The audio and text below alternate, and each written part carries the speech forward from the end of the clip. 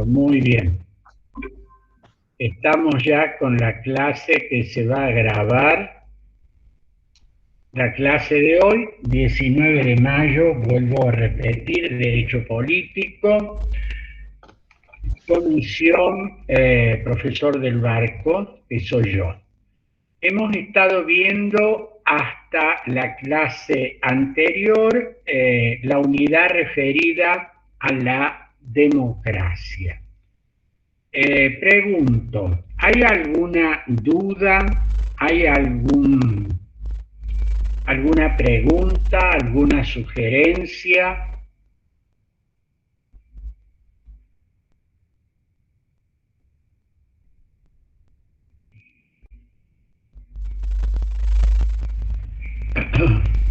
No, profe.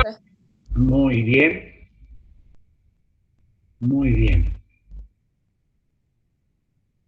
Entonces, vamos a continuar con el desarrollo del tema que veníamos desarrollando, valga la redundancia, era la democracia. Como ustedes recuerdan, partimos de una simple afirmación, el origen etimológico del término, gobierno del pueblo, kratos, gobierno, demos, pueblo, y vimos cómo el pueblo, había evolucionado a lo largo de la historia, tanto aumentando su número cuanto complejificándose en cuanto a sus demandas. Hicimos referencia también a la relación entre democracia y libertad, como ese concepto de libertad también varía en cuanto a una primera percepción, una segunda percepción, y en cada una de ellas advertimos cómo la cuestión de la democracia se vuelve cada vez más algo complejo. Puede ser fácil la enunciación inicial, pero cuando comenzamos el análisis advertimos de las dificultades que tiene. Luego hicimos referencia a una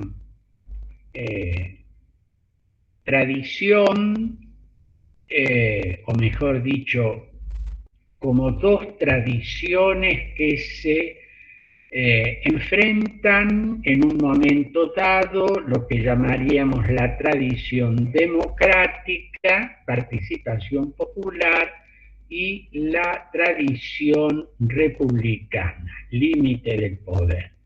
Y advertimos también cómo hoy se tiende a formular el concepto de democracia como democracia constitucional o democracia republicana, en el cual ambos términos, límite y control del poder, lo republicano, no se disocian, sino que se asocian a la idea de participación popular, que sería lo democrático.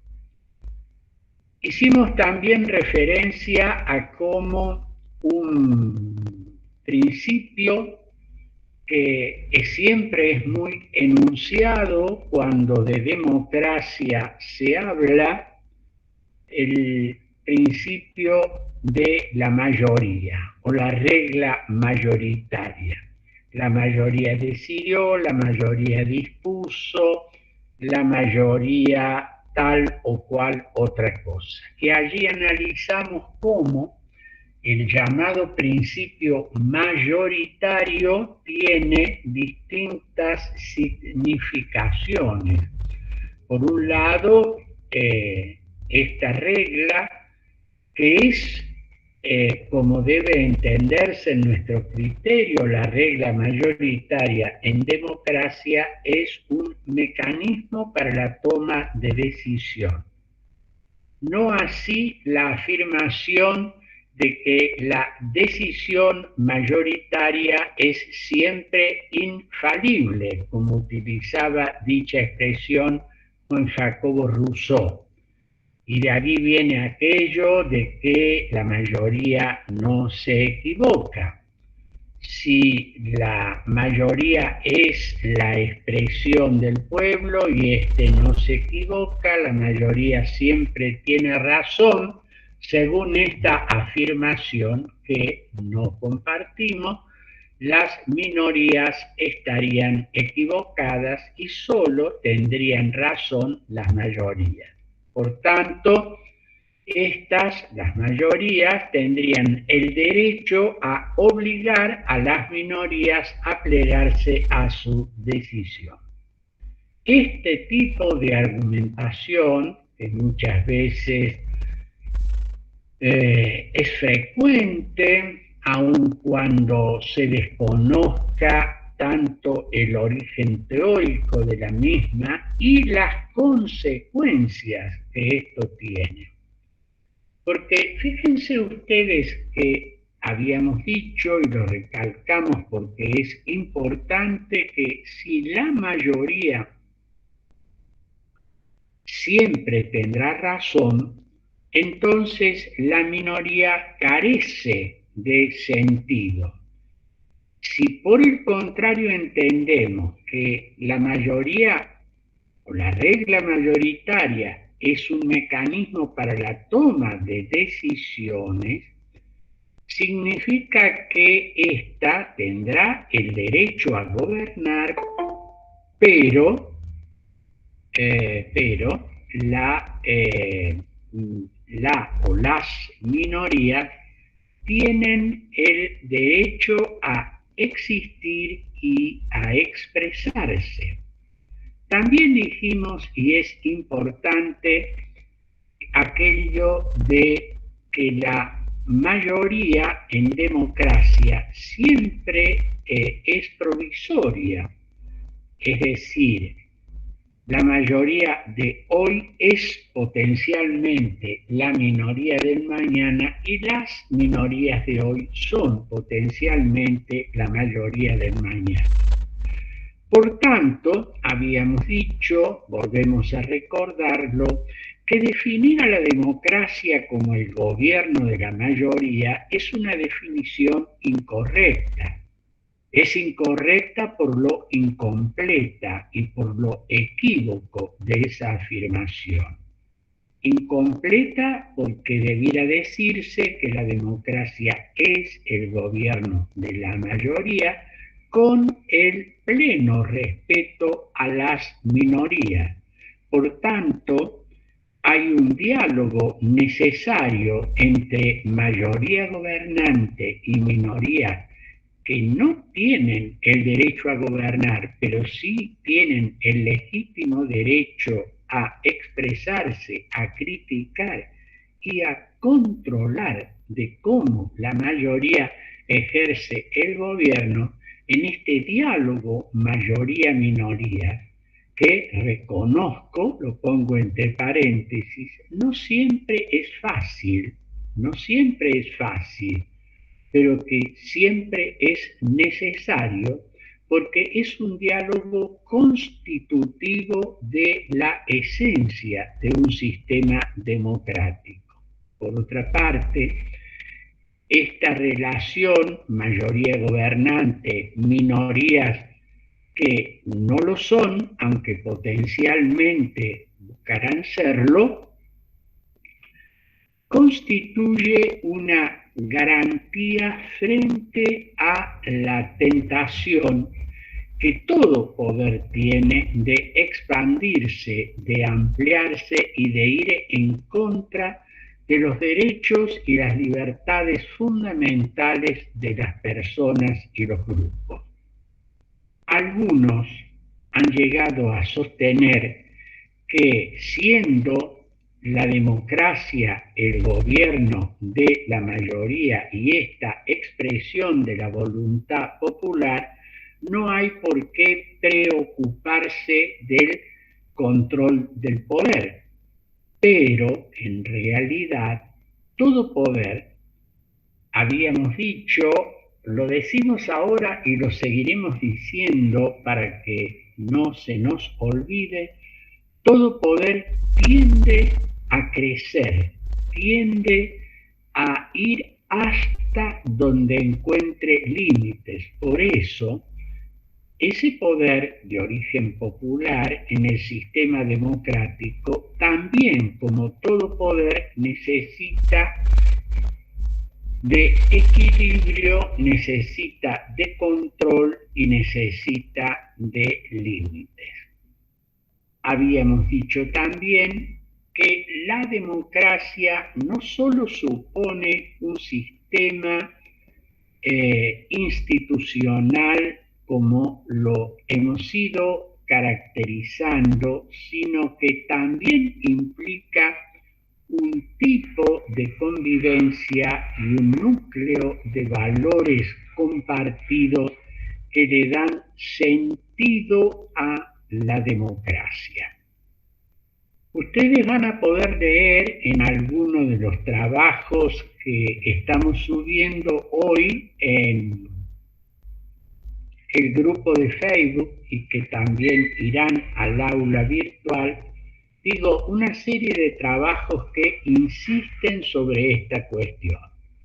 En especial, un trabajo que escribí hace ya algunos años sobre la democracia pluralista, en el cual se señala esto que acabo de decir, y más que decir, que acabo de repetir, que hay en la democracia, más allá de las legítimas discrepancias, un núcleo de valores compartidos que se tornan necesario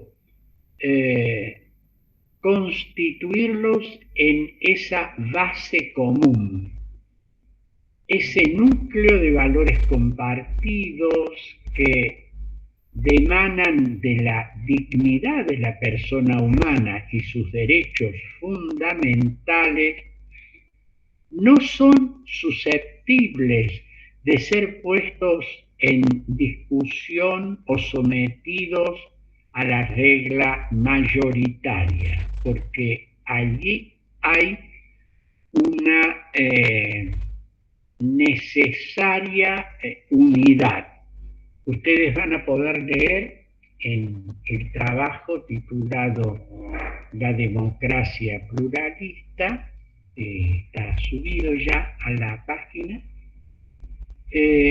una afirmación que me permitía hacer siguiendo el lenguaje de Agustín, aquel teólogo y filósofo del siglo V de la era cristiana, en que hablaba de la unidad, hablaba de la pluralidad y hablaba del diálogo, y decía que en democracia hay un conjunto de ideas básicas que reclama unidad, una gran cuestión, mejor dicho, muchas cuestiones que son opinables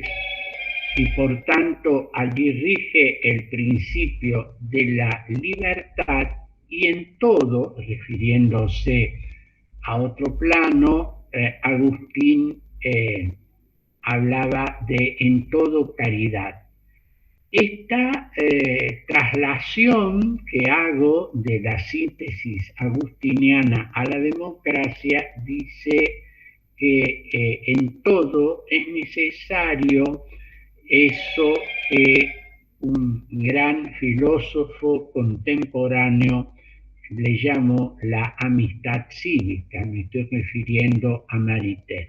O sea, los ciudadanos tienen en democracia un vínculo que los une, que es la amistad cívica, un núcleo en el cual hay coincidencias totales, se reclama unidad y hay una enorme cantidad de cuestiones opinables donde reina la libertad.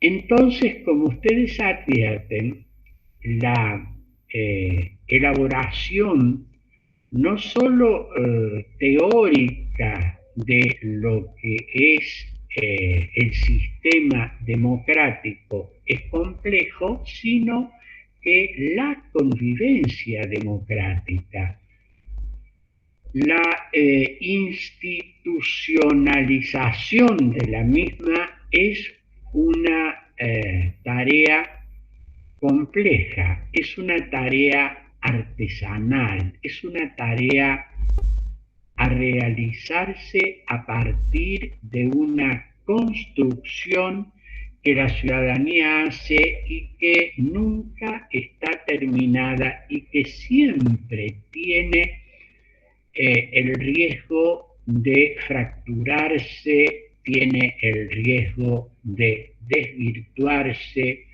tiene incluso el riesgo de desaparecer. Esta fragilidad del sistema democrático llevó a decir en boca de Jacques Maritain, el filósofo al que hice referencia hace un instante, que la democracia es una embarcación frágil, una embarcación débil, pero en ella navegan las mejores esperanzas de la humanidad. Quiero ahora referirme a una serie de adjetivaciones que se utilizan tanto en la teoría política cuanto en la praxis política acerca de la democracia. Cada vez más este término es susceptible de ir acompañado de una serie de adjetivos. Oriana pregunta, ¿se les corta a todos? ¿Eso significa que no tenemos buen audio? Yo lo escucho bien. Profe, yo lo escucho bien, profe. Muy bien. Hay voces que escuchan bien y hay alguien que parece que tiene problemas de audio. Espero que lo solucione, porque en esta virtualidad que tiene tantas limitaciones, escuchar mal es una desgracia adicional. Esperamos que todos o la gran mayoría tengan buen audio. Decíamos entonces que hay una gran cantidad de adjetivos que se le colocan al sustantivo democracia. Y esto no es que esté mal, pero conlleva una complejidad adicional, porque muchas veces en el plano teórico, pero también en la praxis política, estos adjetivos nos hacen perder de vista lo esencial del sustantivo democracia. Algunos aclaran, pero otros realmente me parece que oscurecen. Veamos algunos. Por un lado, hemos hablado del contexto en el que inicialmente nace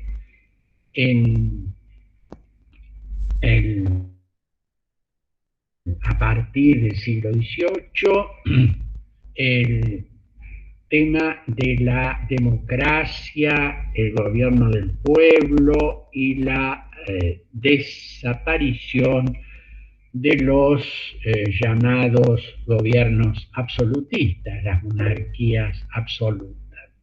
Entonces, allí aparece, por ejemplo, a ver, Giselle levanta la mano. ¿Quiere preguntar algo, Giselle?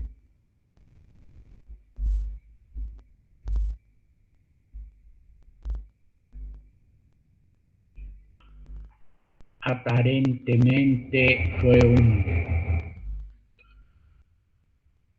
un error, o hay alguien que quiere preguntar algo. Muy bien, Giselle, fue por equivocación. Con estas tecnologías nos pasa a todos. Varias veces uno quiere hacer una cosa y termina haciendo otra. Entonces, retomo el tema.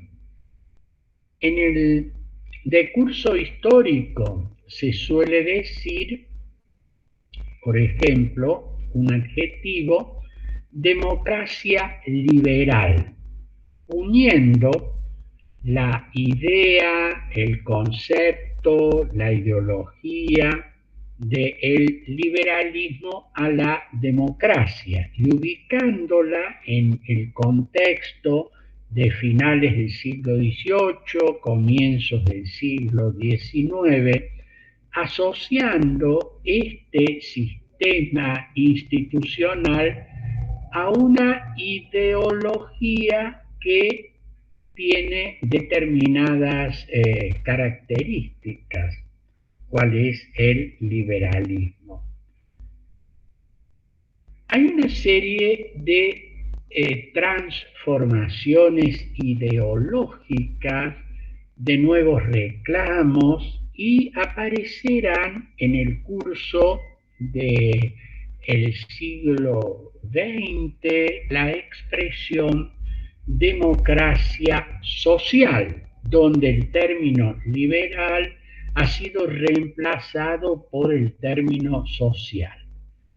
Pareciera, digo pareciera porque depende del momento y contexto en que este adjetivo se utilice, que acá se está haciendo referencia a la incorporación de una serie de reclamos, de planteos, de nuevas conformaciones ideológicas que vendrían a sustituir parcial o totalmente al concepto liberal, y entonces acá aparecería una democracia atenta a una serie de demandas de grupos o clases sociales emergentes que no habían estado contempladas en esa primera versión de la democracia.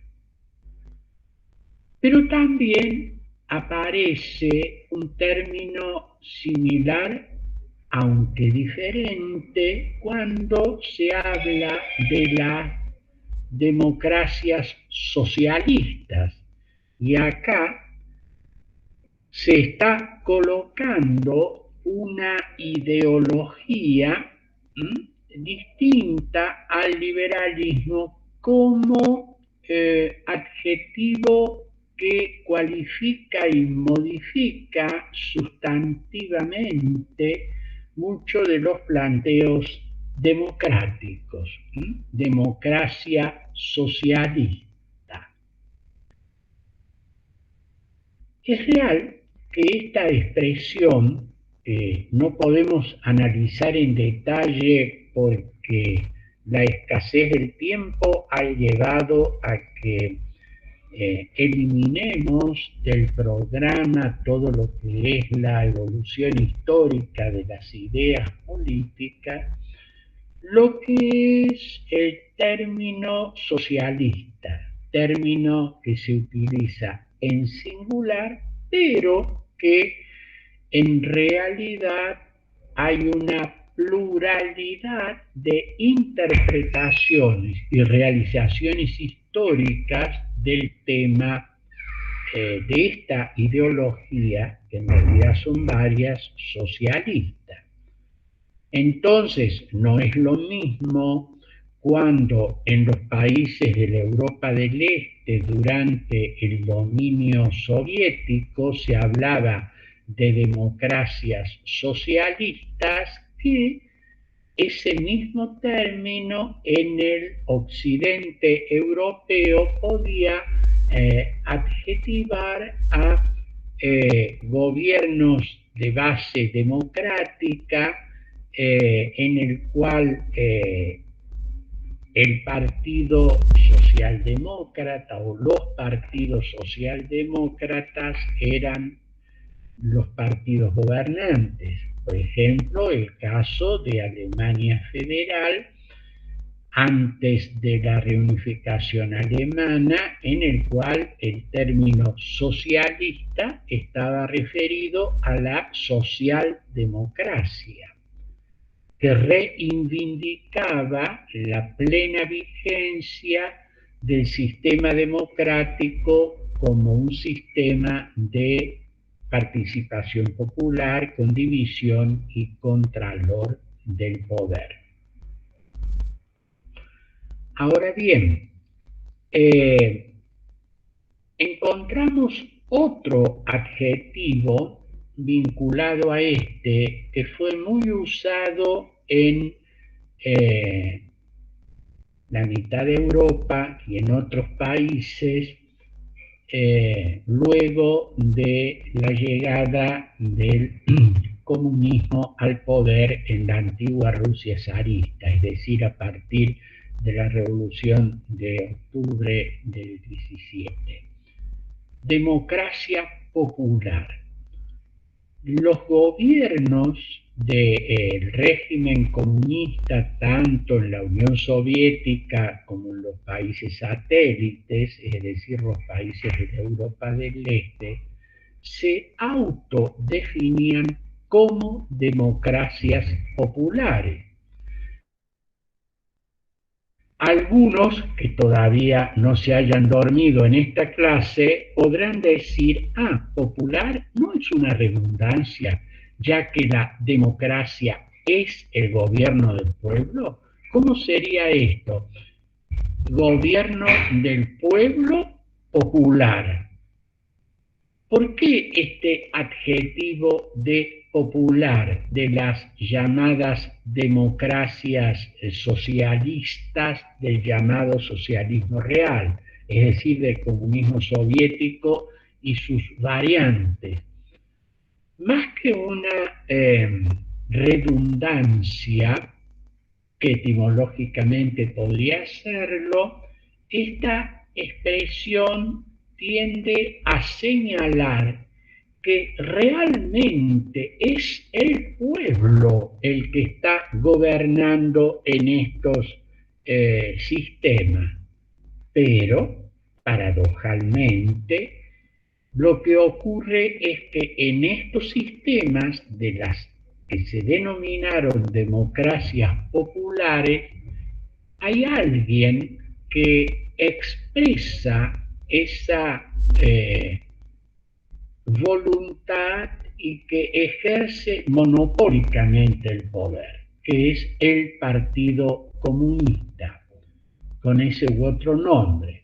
Un partido que es partido único y que a su vez presenta hacia adentro una estructura de un liderazgo unificado y unificante, es decir, que es una dictadura personal.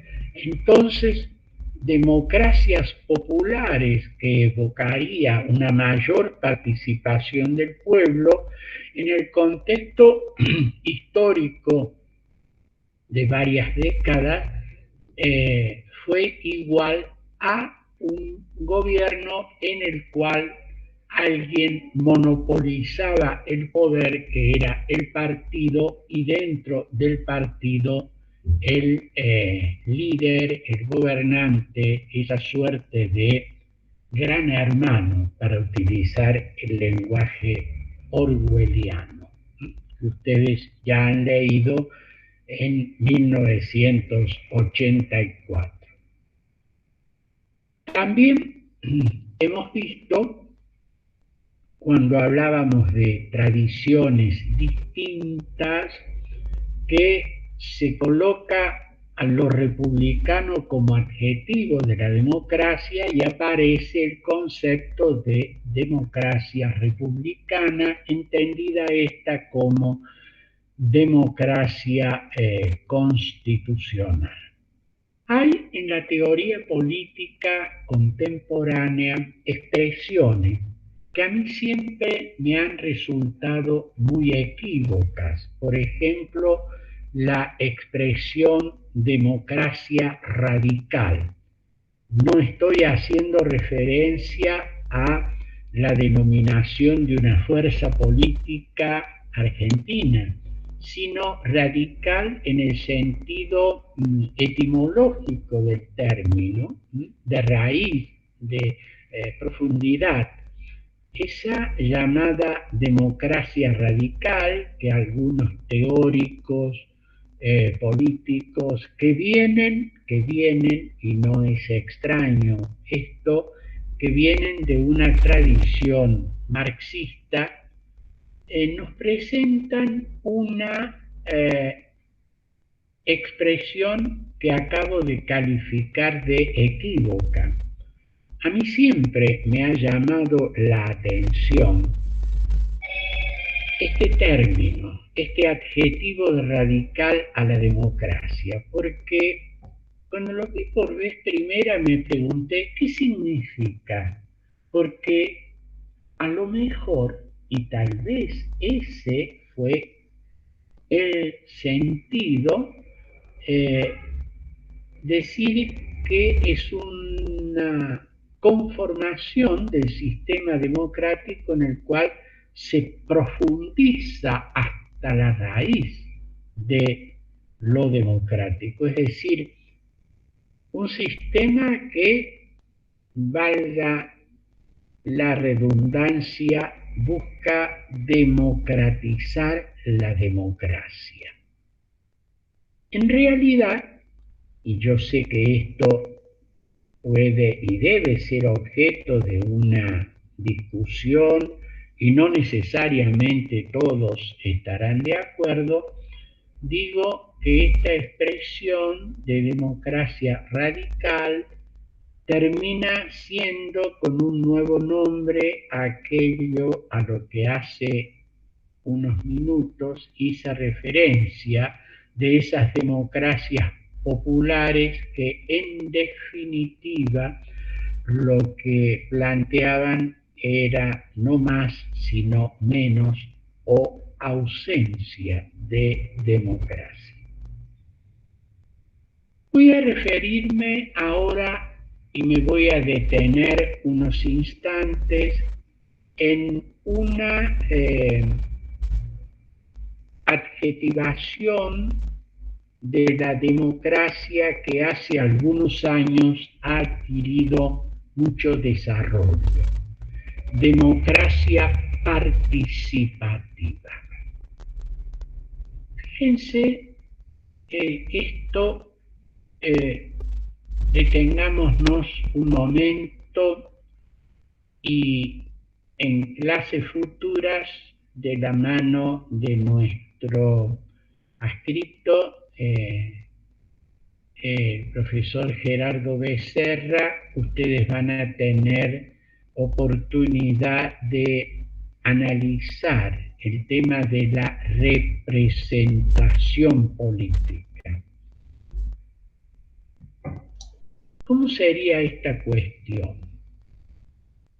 Ese gobierno del demos, que en su versión originaria, en la antigua polis ateniense, sería que el pueblo por sí debatía y discutía y tomaba decisiones, ha sido reemplazado en los sistemas políticos modernos por lo que se llama las instituciones representativas. Para utilizar una expresión que está en nuestro texto constitucional, el pueblo no delibera ni gobierna sino a través de sus representantes. Acá parecería que un grupo de personas elegidos por el pueblo va a deliberar y gobernar a nombre del pueblo. Y esto sería la idea de la democracia representativa. Ahora bien, hace ya algún tiempo se ha desarrollado la idea de que es necesario una mayor participación de la ciudadanía en el ejercicio del gobierno, que no puede ni debe limitarse a la elección de los gobernantes, es decir, la elección de aquellos que en su nombre y representación van a gobernar.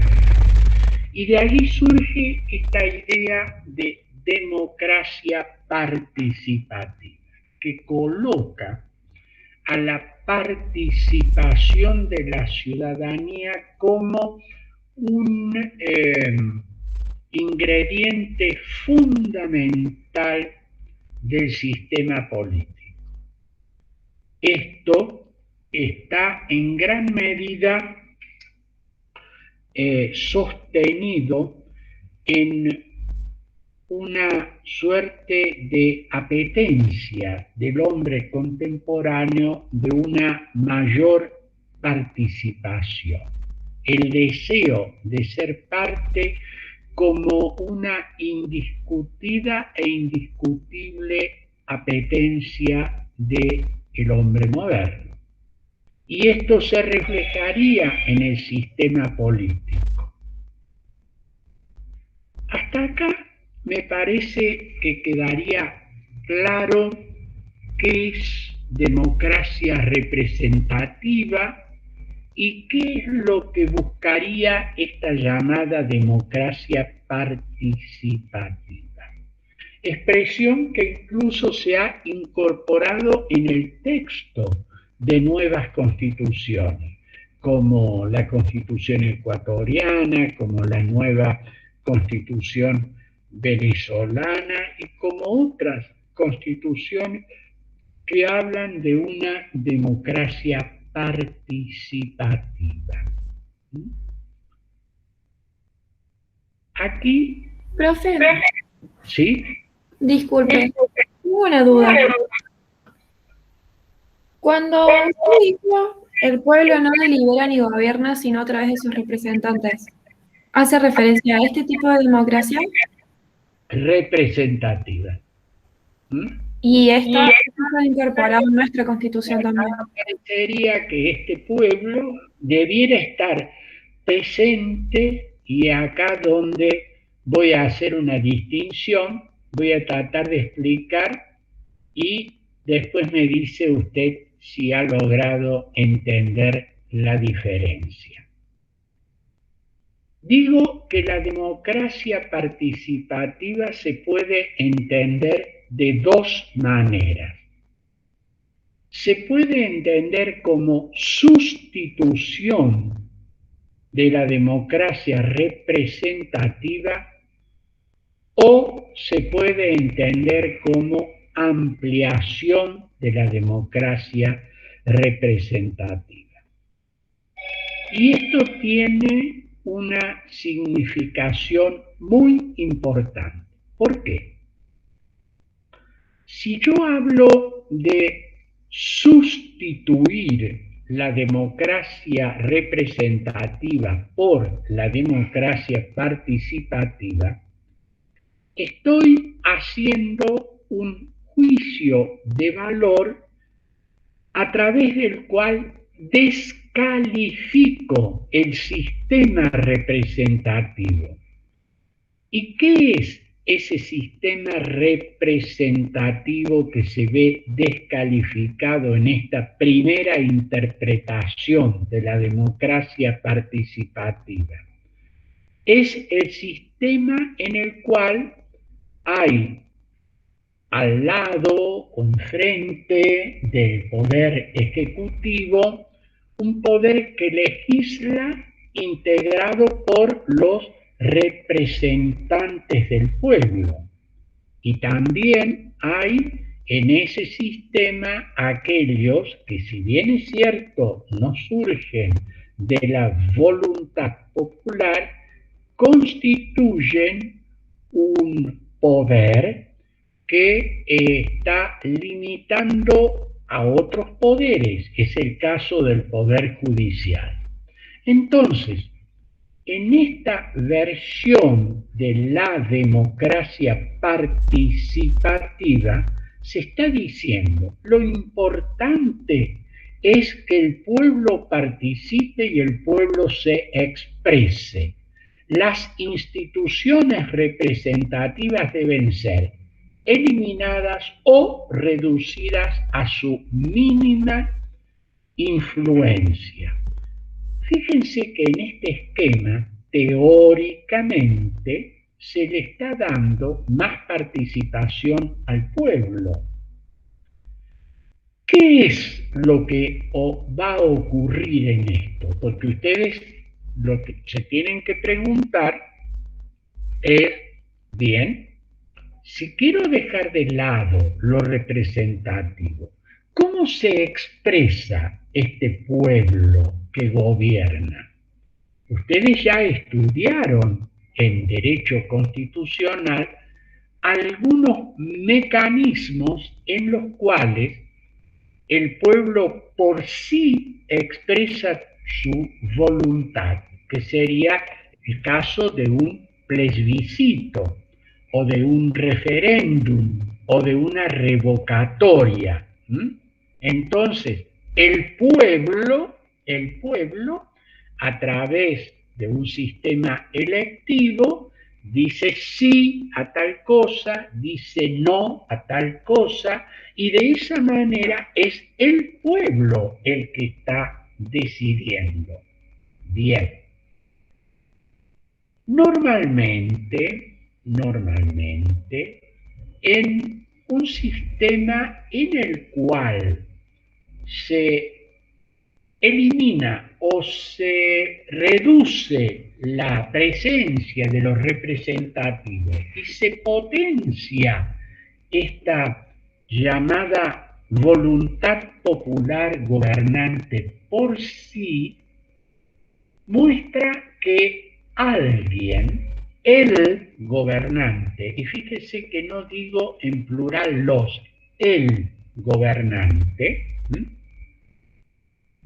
que surge de esa elección popular, va a actuar como la voz del pueblo, gobernando en nombre de y teniendo esa ratificación permanente que se expresará a través de un plebiscito, que por ejemplo se le pregunta al pueblo ¿cuánto debo gobernar? ¿5 años? ¿O puedo tener otros 5? ¿O puedo tener otros 5? ¿O puedo tener otros 6? El tema de la reelección. El pueblo decide que haya reelección permanente.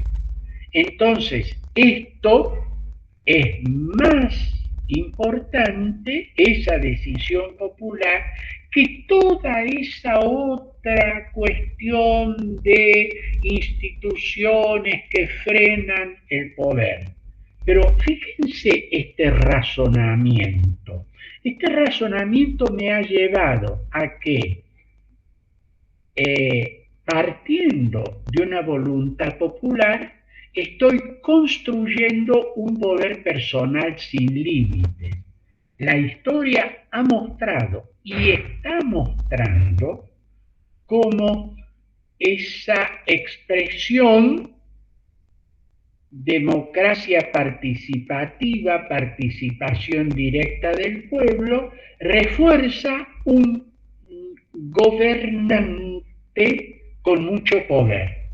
Esto es lo que, por ejemplo, ocurre, entre otros, en el llamado modelo de la revolución bolivariana, o sea, el gobierno de Venezuela. Y cada vez más si no se elimina, se disminuye la significación de aquellos cuerpos representativos de la voluntad popular, el Parlamento concretamente, que busca poner límites al poder del Ejecutivo. También el plebiscito, esto pasó en Bolivia con el entonces presidente Evo Morales. Sí, el razonamiento es el mismo, ¿eh? El razonamiento es el mismo. Entonces, fíjense que hay un mecanismo que por obvias razones no se lo puede estar utilizando todos los días, un plebiscito donde hay una elección popular, pero hay una relación directa del gobernante con el pueblo que se expresa a través de, generalmente, de un uso masivo de los medios de comunicación en donde el gobernante, el titular del Ejecutivo, el presidente, mantiene una relación comunicacional, informativa, motivacional con el pueblo. En el llamado modelo bolivariano, el extinto presidente Chávez utilizó un mecanismo del llamado aló presidente, donde todos los días, lo continúa el actual presidente Maduro, hay no una conferencia de prensa, sino una apelación al pueblo a través de la radio, de la televisión y hoy de las redes sociales, que también se expresa en otra forma que tiene un matiz plebiscitario, pero que es la puesta en escena, en el escenario público de un acto de masas, grandes manifestaciones en las cuales el pueblo adhiere, el pueblo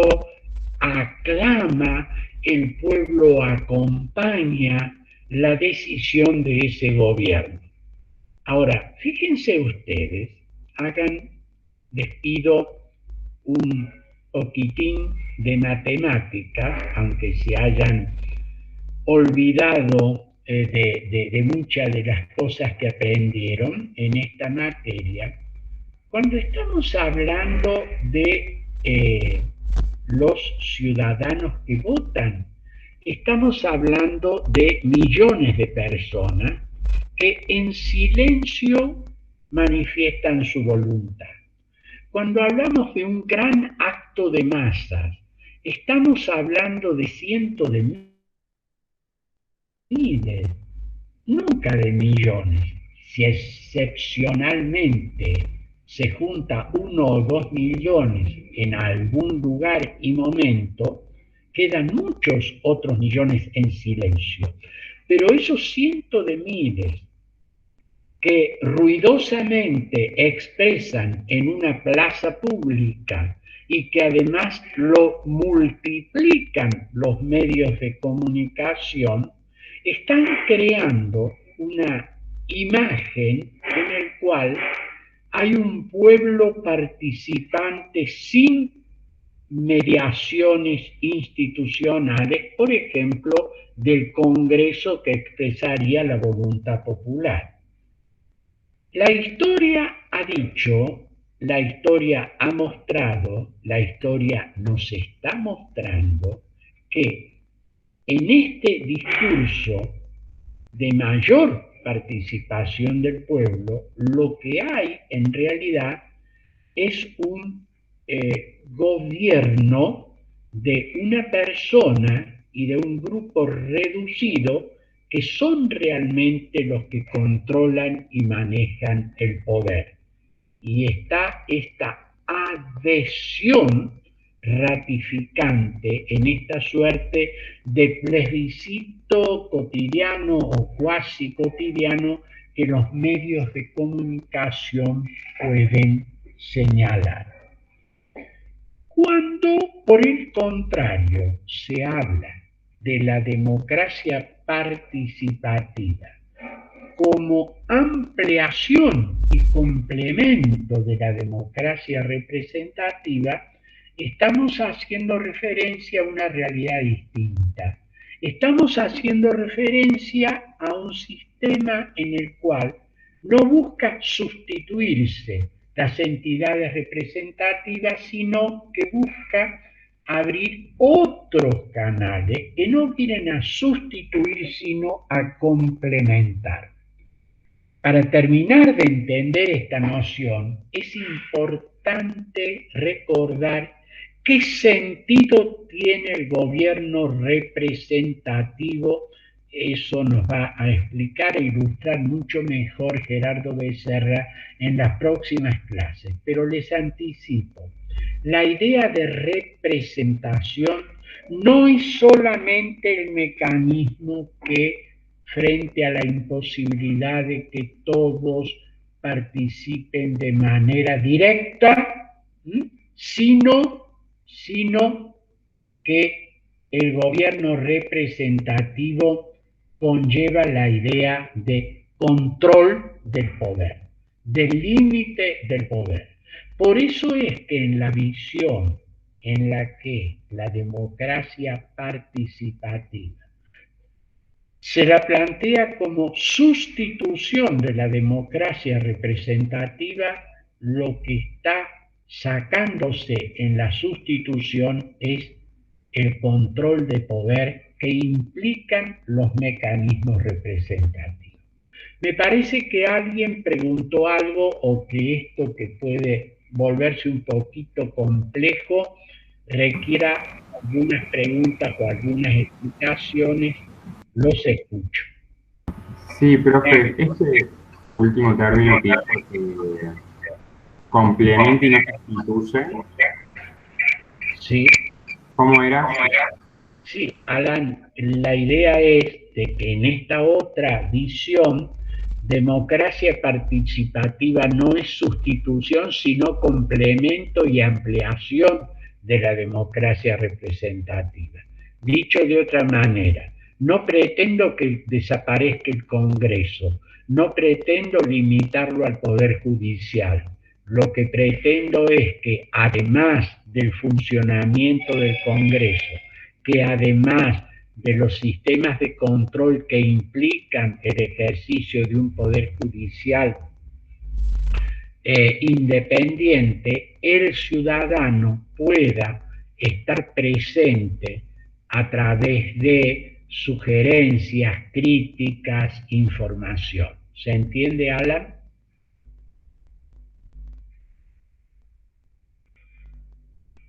Sí, está bien. ¿Hay alguna otra pregunta?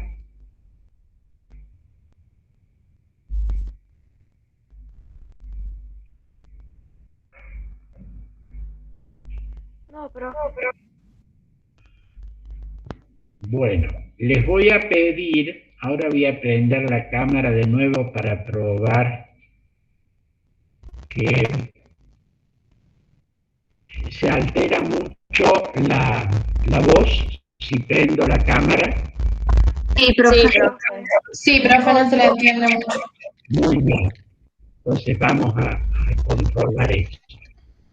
Apago la cámara. Digo, van a encontrar ustedes en el grupo de Facebook y en la página una serie de lecturas y una serie de actividades que van a tener que realizar, además de las que ya se le han dado. Si no hay ninguna otra aclaración, voy a terminar la clase aquí.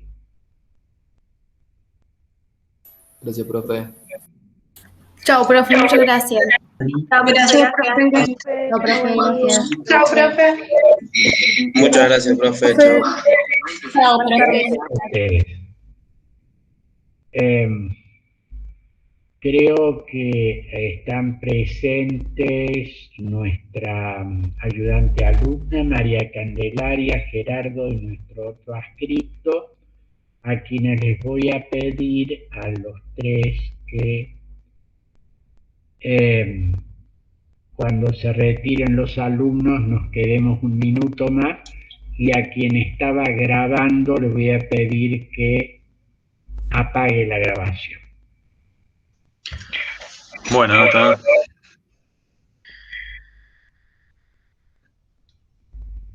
¿Alguno de los presentes con mail institucional que pueda parar la grabación?